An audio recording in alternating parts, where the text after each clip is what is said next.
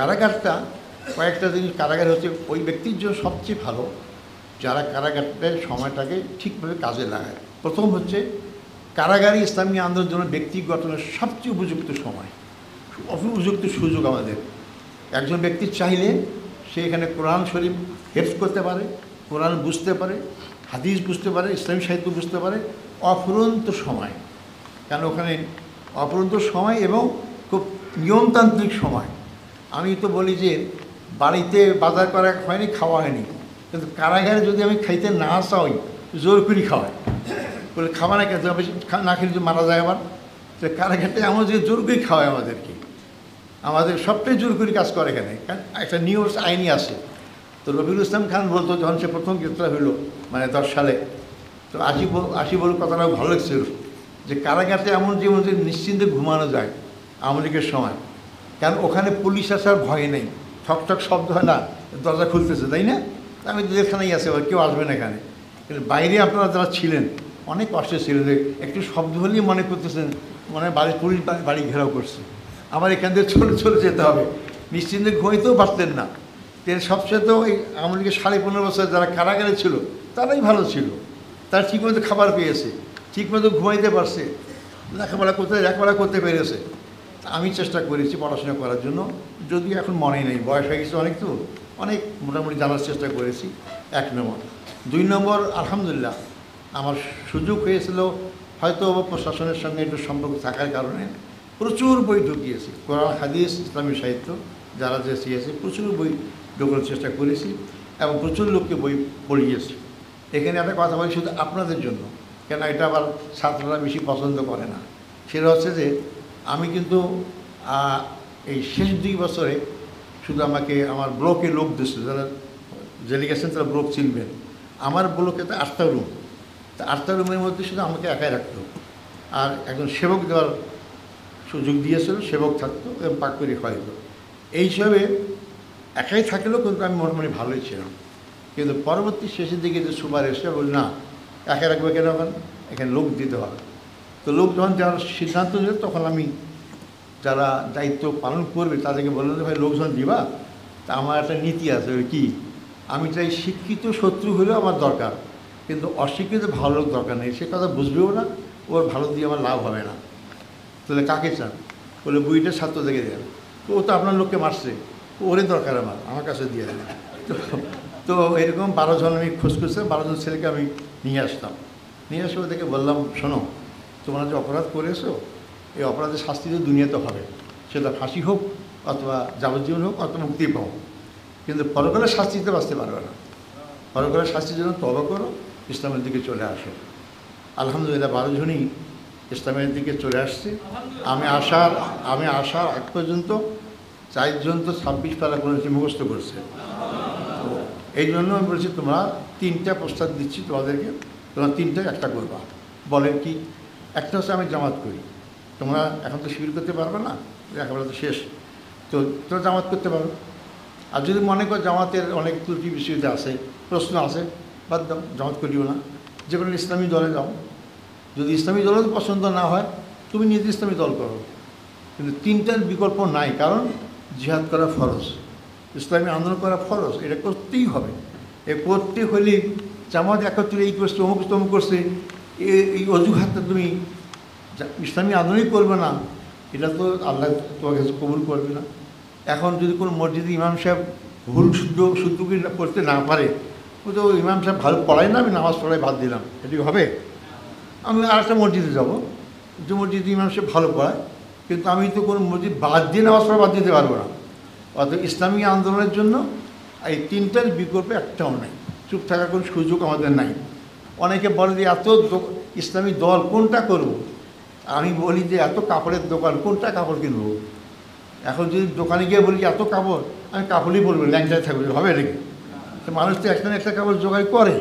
তো তোমার যে ইসলামের দোকানটা ভালো মনে হয় সেই দোকানে ঢোকো, তোমার তো নন নিয়াসের জামাতি করতে হবে। কিন্তু কোন দোকানেই কাপড় কিনবে না, ল্যাংচায় থাকবা, তোমার তো সেই ইসলাম পালনের ব্যাপারে এরকমই যে আমি ইসলামী পালন করবো না, এটা হতে পারে না। তো আলহামদুলিল্লাহ এই দাওয়াতি কাজে ফল হয়েছে। আমার পাশে থাকতো যাদেরকে জঙ্গি বলা হয়, আসলে জঙ্গি না, এদেরকে অনেক সাজানো হয়েছে, হাতে অনেক কিছু আছে। আর বেশিরভাগই কিন্তু জানে না, অশিক্ষিত লোক, লেখাপড়া জানে না, ড্রাইভার ইত্যাদি। তো তোমরা এটা আসলা কেন? বলে আমাদের শিখিয়েছে যে জিহাদ করো, শহীদ হও, জান্নাত যাওয়া, বা সহজ কথা। তো তোমার কি জিহাদ কি এইটা কি জানো? অনেক বোঝানোর পরে আমার কাছে স্বীকার করেছে।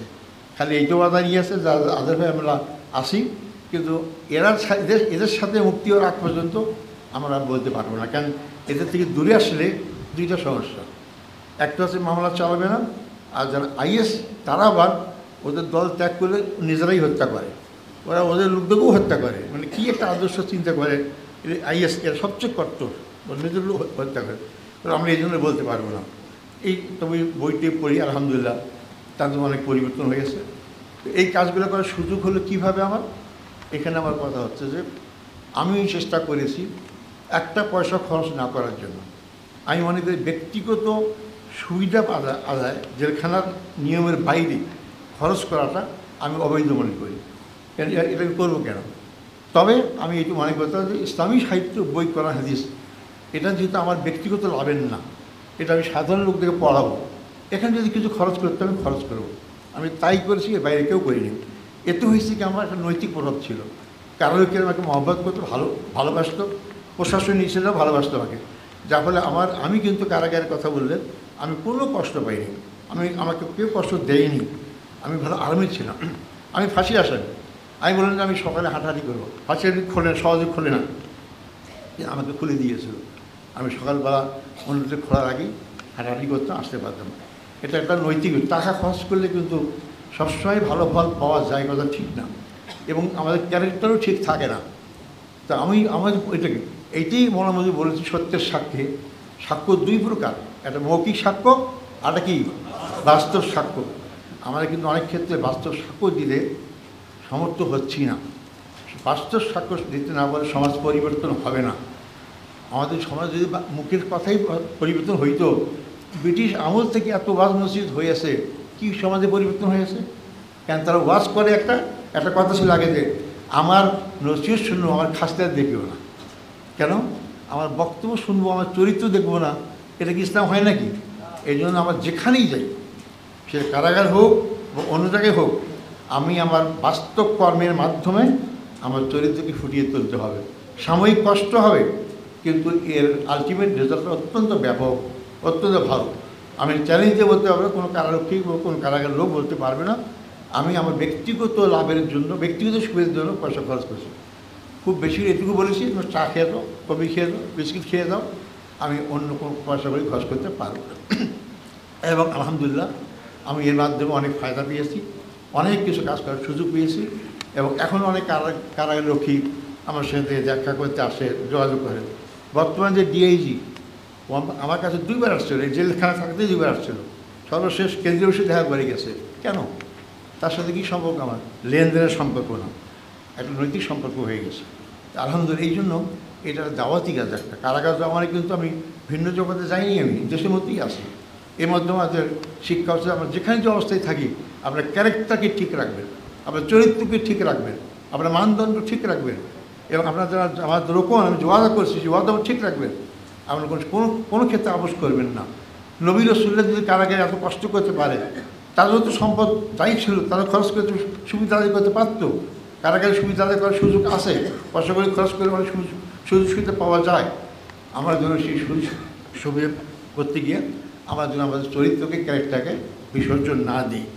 সম্মানিত ভাইয়েরা, এরপর আমার আরেকটা কারাগারের স্মৃতি যেটা বেশি আমাকে কষ্ট দিয়ে, আর কষ্ট ঠিক না আলোড়ন করেছে, সেটা হচ্ছে আমার নাতি, এই 5-6 বছরের বয়স। সে যখন সাক্ষাৎ করতে আসে সালাম দিয়ে যায়। ঈদের আগে এসে যাওয়ার সময় বলছে, না তোমার ছুটি হবে না, মানে করছে অফিস চাকরি করে আমি, তো ছুটি হবে না, তো কবে যাওয়া? এটা কিন্তু শুনতেছে যেন সহজে না। আমি তো না এটা বললে কত কষ্ট হয়। তো আমি তখন বলেছিলাম যে না আমি একবারে ছুটি নিয়ে দাও। ও কথাটা বোঝে নেই। আমি বলতে বুঝেছি যে একবারে মানে আমি তো ফাঁসি হয়ে যাবো, একবারে আমার কাছে চলে যাবো, সেখানে দেখা হবে। কিন্তু আল্লাহ তো দেখা করেছেন, তাদের সাথে দেখা হয়েছে। তো এটা একটু আমার মনে দাগ কাটছিল। তো 14 বছরে আমার 5-6 দিনও এমন হয়নি যে ঘুম হয়নি। যারা কারাগারে ছিলেন অনেকে জানে কারাগারে বন্দীদেরকে ঘুমটাই সমস্যা, অনেকে ঔষধ খায়, অনেকে মাদক গ্রহণ করে ঘুম পাড়ার জন্য। 5 দিন কি 6 দিন আমার কোনো কারণে ঘুম হয়নি, একদিনও আমি ঘুম থেকে মুক্তি ঘুমাইছে, ঘুম ধরছে। কেন? আমার পেরেশানি নাই। কিসে পেরেশানি করবো আমি তো একেবারে যখন ছাত্র জীবন 68 সালে এই দলে আসি, আমি এর বিপরীতে ছিলাম, খুব দুষ্টু টাইপের ছিলাম, জেলা স্কুলের ছাত্র ছিলাম, মাধ্যমিক। কিন্তু যখন দাওয়াতে আসি তখন মহামদের বই, প্রাথমিক বইগুলো, এখন তো আমরা অনেক বই পড়ি যে বইয়ের আমি কোনো শক্তি পাই না। অনেক ভাষা ভালো, অনেক কিছু মেসেজ আছে, কিন্তু রূহটা নাই। ওই বই পড়ে যে মাথায় ঢুকেছে যে ইসলামী আন্দোলন মানেই কষ্ট, নির্যাতন, জুলুম, হত্যাকাণ্ড সব কিছুই হবে, ওই মাথায় ঢুকছে। আলহামদুলিল্লাহ ওই মাথায় এখনও আমার আছে। আমি এখনও আকাঙ্ক্ষা করি শহীদ হওয়ার জন্য, কারণ আমি আওয়ামী লীগ সরকার আমার যদি ফাঁসির কাছে ঝুলতাম, আমার দৃঢ় বিশ্বাস ছিল নির্ঘাত আল্লাহ জান্নাত দান করত। কেন? কারণ আছে। কারণ আওয়ামী লীগ যেভাবে ইসলামের বিরুদ্ধে অবস্থান নিয়েছিল, ইসলাম বিরোধী শক্তির হাতে আমার ফাঁসি হওয়া মানে কি? আমি ইসলামের পক্ষে, তো কেন আল্লাহ আমাকে দেবে না জান্নাত? আমি জান্নাত পাওয়ার সুযোগ।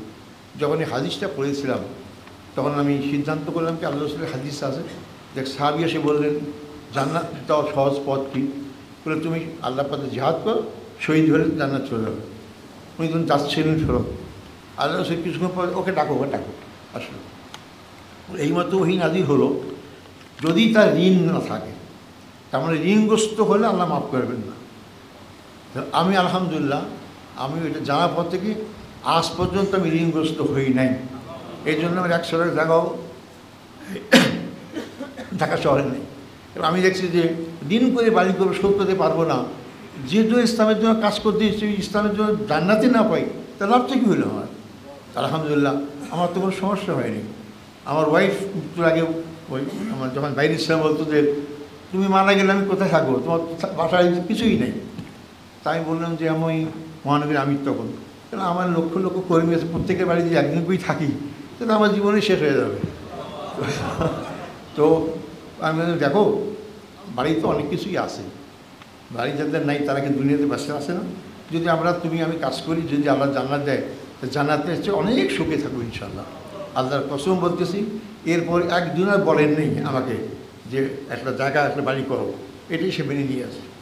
শুধু একটা আফসোস তার ছিল, তুমি হজে যাও, কিন্তু আমাকে তো নেওয়া না। তাই বলে দেখো আমি তো হজে নিজের টাকা যাই না, আমার তো যাওয়ার মতো টাকা নাই, আমাকে সংগঠন অত বিভিন্ন ভাইরা পাঠায় এই জন্যই। এইটা তো শুধু আফসোসটা ছিল, আর বাকি দুনিয়া নিয়ে অত চিন্তাভাবনা ছিল না আলহামদুলিল্লাহ। তো ওই ফাঁসির হুকুম যখন হলো তখন আমি কেন্দ্রীয় পুরাতন কারাগারে, মানে যারা পরে গেছেন তারা ছিলেন না হয়তো, যারা পুরাতন কারাগার বলে, হ্যাঁ। তো আমাকে ট্রাইব্যুনাল থেকে নিয়ে গেল। নিয়ম হচ্ছে ফাঁসির আসামিদেরকে সব চেক আপ করে, প্রেশার টেস্টার থেকে সব চেক আপ করে। তো প্রেশার মেপে করে যে কী ব্যাপার আপনি ফাঁসি আসামি আপনি জানেন? জানি তো। তা আপনার প্রেশার কম কেন, বাড়বে কেন? আমি বাড়বে কী জন্য? ফাঁসি হলে তো খুশির কথা, অসুবিধা কী আছে? আমি তো কোনো চুরি ডাকাতি করে আসিনি, আমি তো কোনো অন্যায় করিনি। তো অন্যায় না করলে ফাঁসি হলে যাবো। তো আপনাদের প্রেশার কিছু বাড়ে নেই, তো অনেকে তো বেড়ে যায়, এখানে হাসপাতাল করে না। আলহামদুলিল্লাহ কিছু হবে না, হয়নি আলহামদুলিল্লাহ। এটা কেন? যখন আপনার মৃত্যু সম্পর্কে স্পষ্ট ধারণা থাকবে যে মানুষের মৃত্যু হবেই, এখানে পালাবার কোনো সুযোগ নাই। এই জন্য ভালো মৃত্যুর উপায় কি একটা বই আসতে বলবেন, ভালো মৃত্যুটাই আমাদের জন্য কামনা। তো মৃত্যু থেকে যখন বাঁচতে পারবো না, তাহলে কেন মৃত্যু নিয়ে চিন্তা করবো? কেন আমি মৃত্যু নিয়ে চিন্তা করবো? মানুষকে রাস্তাঘাটে বাসের নিচে পড়ে মারা যাচ্ছে না? মানুষকে আগুনে পড়ে মারা যাচ্ছে না? নদীতে পড়ে মারা যাচ্ছে না? শুধু কি যারা জেলখানায় তারাই কি মারা যায়? তাহলে আমি কেন চিন্তা করবো? এই জন্য দুনিয়াতে সবচেয়ে সত্য যদি হয়, একটাই সত্য, যে মানুষের মৃত্যু হবে। তাই আপনারা আমরা সবাই যেন মৃত্যুর হাত থেকে বাঁচার জন্য কোনো চেষ্টা না করি। মৃত্যু হবেই, নির্ধারিত। অতএব এই নিয়ে প্রেশান হওয়া, ভয় পাওয়ার কোনো কারণ নেই। আলহামদুলিল্লাহ হাসিনা একটা লাভ করেছে আমাদের, যে হাজার হাজার কর্মীদেরকে জেলখানায় নিয়ে গিয়ে ওই জেলের ভয়টা এখন কেটে গেছে। এখন আর জেল যেতে ভয় পায় না, এটা ভালো হয়েছে। এখন আমি দোয়া করবো না, যদি আল্লাহ মানা করেছেন পরীক্ষা চাও দোয়া, হয়তো সামনে যদি আবার কোনো ফাঁসির হুকুম বেশি হয়, তাহলে হয়তো আল্লাহ তাহলে আমাদের কর্মীরা ফাঁসিটাকেও ভয় পাবে না ইনশাআল্লাহ। তো আমি এই ফাঁকি আমি আমার সদ্য নেতাদের কথা স্মরণ করতে চাই। আমাদের তৎকালীন আমির জামাত মৌলানা মতিউর রহমান নিজামী যেখানে দেখা সুযোগ হয়েছে আমার, আলী হাসান মুজাহিদ সেক্রেটারি ছিলেন, এবার সহকারী ছিলেন দুইজন, কামরুজ্জামান আব্দুল কাদের মোল্লা আর মীর কাসিম আলী ভাই। মীর কাসিম আলী ভাইটা সবচেয়ে একটা চমকপ্রদ ঘটনা, যেটা বাংলাদেশি ইতিহাসে শুধু না আর কোথাও হয়েছে না জানি না। যখন আমাদের মামলা শুরু হয় তখন কিন্তু আমেরিকায়, আমি তখন তো সেক্রেটারির দায়িত্বে। ওনাকে কিন্তু অনেকেই বলেছেন যে আপনি বাংলাদেশে যাবেন না, কারণ ট্রাইব্যুনাল শুরু হয়ে গেছে, যেহেতু আপনি ছাত্র শিবিরের সভাপতি ছিলেন, আপনাকে গ্রেপ্তার করে আমরা আবার জেল দিয়ে ফাঁসি হইতে পারে। তো উনি বলছেন যে মৃত্যু যদি আমার হয় তো আমেরিকাই হবে নাকি বাংলাদেশে হবে, সেই সিদ্ধান্ত আমার না, মৃত্যু তো যে কোনো জায়গায় হতে পারে। 2 নম্বর, আমি তো কোনো অপরাধ করি নেই, আমি কেন আমার দেশে যাব না। উনি দেশে আসলেন, দেখেন কী অবস্থা। আমি ফাঁসি শহীদ আমি আকাঙ্ক্ষা করলাম, আমি হইতে পারলাম না। আর উনি আসলেন, জেলে গেলেন, ফাঁসির কাছে চলে গেলেন। ওনার শুধু আফসোস একটাই ছিল, ওনার ছেলেটাকে গুম করা হয়ে গেছিলো। ওনাকে বলছিল যে আপনার শেষ চাহিদা কী, শেষ চাহিদা আমার ছেলেকে দেখান। স্যার এটা তো আমাদের দায়িত্বে না, আমরা এমনি যদি খাবারটা খাবো তো একটু পরেই তো খাবার পাচ্ছি আমি জানার দিকে ইনশাল্লাহ। অনেকে ছেলের আগে দেখেও যেতে পারেনি এবং কোথায় আসছে কিনা জীবিত দেখে যেতে পারেনি। তাহলে উনি কি ইচ্ছা করলে চেষ্টা করলে আমেরিকা থাকলে আজকে বেঁচে থাকতে পারতেন না? কিন্তু এখন পর্যন্ত বেঁচে থাকতে পারতেন, তাহলে উনি কি আজীবন বেঁচে থাকতেন না একসময় মৃত্যুবরণ হইতো? এখনকার মৃত্যু তার জন্য ভালো হয়েছে না? এই জন্য কোনো সময় মৃত্যুর হাত থেকে বাঁচবার চেষ্টা করবেন না, পালাবেন না। মৃত্যুর হাত থেকে পালাবার চেষ্টা করবেন না। যদি হক হয়, সত্যের পথে থাকে, আমাদের সত্যি এই মৃত্যু আগে ভালো মৃত্যু করতে হবে। এই জন্য এই মৃত্যু ভালো করতে হলে আমাদেরকে একটু ভালো করে কিছু কিছু আয়াত কোরআন হাদিসে মুখস্থ করতে হবে, যেখানে আল্লাহ এই মৃত্যু সম্পর্কে আমাদেরকে বলেছেন। মানুষ যখন তার জীবন বোধ সম্পর্কে বেশি উচ্চ ধারণা করে, তখন সে দুনিয়াকে আঁকড়ে ধরার চেষ্টা করে। এই জন্য আমাদের রিপোর্ট বইয়ের একা আছে না যে কে ইসলামের করতে পারে, তার যোগ্যতা সম্পর্কে ফালিয়ুকাতিল ফি সাবিলিল্লাহ আল্লাযীনা ইয়াশরুনাল হায়াতাদ দুনিয়া বিল আখিরাহ বলা আছে না? দুনিয়ার জীবন হচ্ছে আখিরাতের জীবনকে যে প্রাধান্য বেশি দেয়, সেই ব্যক্তি ইসলামী আন্দোলন করতে পারে, জিহাদ করতে পারে। এটা কিন্তু আল্লাহ বলেই দিয়েছেন। তাই ইসলামের পরিকরি বললেই শুধু হবে না, এই জন্য আমাদের অগ্রাধিকার দিতে হবে ইসলামী আন্দোলনকে। এখানে কিন্তু আল্লাহ বৈরাগ্যবাদ করতে বলেন নাই, অর্থাৎ বলা হয়েছে যে আমার দুনিয়ার কাজ হচ্ছে ইসলামী আন্দোলনকে আমি প্রাধান্য দেব। এই যত চিন্তাধারা করবে তারা কারাগারে যাওয়া, ফাঁসির কাছে ঝুলানোর চিন্তা থেকে অনেকটা পেরেশানি মুক্ত থাকতে পারে। আল্লাহ নিশ্চয়ই আমাদেরকে সেইভাবে সাহায্য করবেন। আমরা যারা ইসলামী আন্দোলন জড়িত হয়েছে, তাদের জীবনের শেষ মুহূর্ত পর্যন্ত ইসলামী আন্দোলনটিকে থাকার তৌফিক দান করুন। আমাদের পরিবারের প্রত্যেক সদস্যকে ইসলামী আন্দোলনে অংশগ্রহণ তৌফিক দান করুক। এই সমাজ, এই রাষ্ট্রকে ইসলামের আলোকে গঠন করার তৌফিক দান করুক। আমার জন্য দোয়া করবেন, আমাদের দোয়া করি। আসসালামু আলাইকুম ওয়া রাহমাতুল্লাহি ওয়া বারাকাতুহু।